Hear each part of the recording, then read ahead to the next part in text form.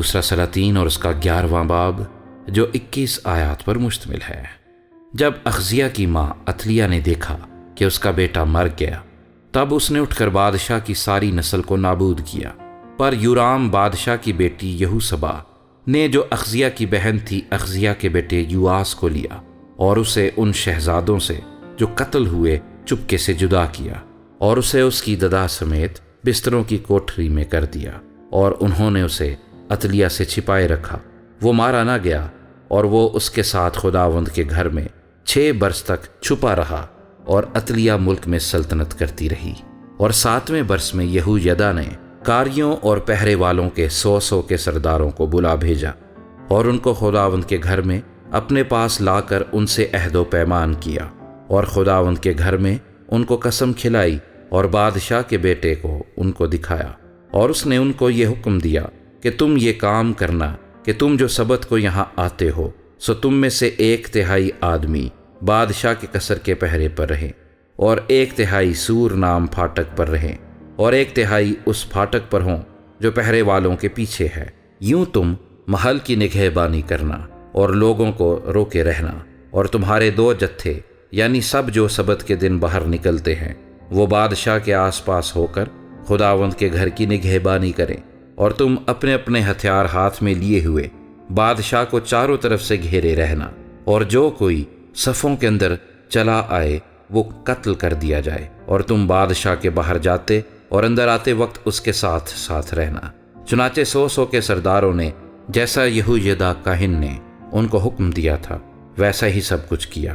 اور ان میں سے ہر ایک نے اپنے آدمیوں کو جن کی سبت کے دن اندر آنے کی باری تھی، ماہ ان لوگوں کے جن کی سبت کے دن باہر نکلنے کی باری تھی، لیا اور یہویدا کاہن کے پاس آئے۔ اور کاہن نے داؤد بادشاہ کی برچھیاں اور سپریں جو خداوند کے گھر میں تھی 100 کے سرداروں کو دیں، اور پہرے والے اپنے اپنے ہتھیار ہاتھ میں لیے ہوئے ہیکل کے دہنے پہلو سے لے کر بائیں پہلو تک مذبح اور ہیکل کے برابر برابر بادشاہ کے گردا گرد کھڑے ہو گئے۔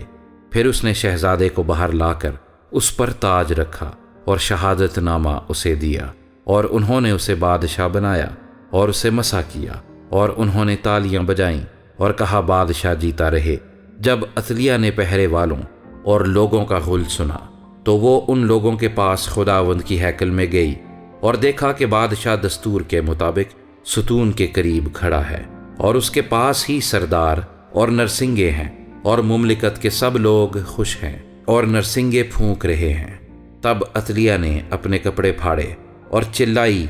غدر ہے، غدر ہے۔ تب یہویدا کاہن نے 100 کے سرداروں کو جو لشکر کے اوپر تھے یہ حکم دیا کہ اس کو صفوں کے بیچ کر کے باہر نکال لے جاؤ، اور جو کوئی اس کے پیچھے چلے اس کو تلوار سے قتل کر دو، کیونکہ کاہن نے کہا کہ وہ خداوند کے گھر کے اندر قتل نہ کی جائے۔ تب انہوں نے اس کے لیے راستہ چھوڑ دیا، اور وہ اس راہ سے گئی جس سے گھوڑے بادشاہ کے قصر میں داخل ہوتے تھے، اور وہیں قتل ہوئی۔ اور یہویدا نے خداوند کے اور بادشاہ اور لوگوں کے درمیان ایک عہد باندھا تاکہ وہ خداوند کے لوگ ہوں، اور بادشاہ اور لوگوں کے درمیان بھی عہد باندھا۔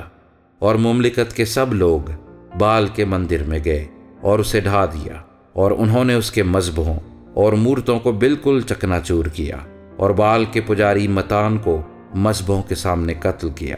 اور کاہن نے خداوند کے گھر کے لیے سرداروں کو مقرر کیا، اور اس نے 100 کے سرداروں اور کاریوں اور پہرے والوں اور اہل مملکت کو لیا، اور وہ بادشاہ کو خداوند کے گھر سے اتار لائے، اور پہرے والوں کے پھاٹک کی راہ سے بادشاہ کے قصر میں آئے، اور اس نے بادشاہوں کے تخت پر جلوس فرمایا، اور مملکت کے سب لوگ خوش ہوئے، اور شہر میں امن ہو گیا۔ اور انہوں نے عتلیہ کو بادشاہ کے قصر کے پاس تلوار سے قتل کیا۔ اور جب یہواس سلطنت کرنے لگا تو 7 برس کا تھا۔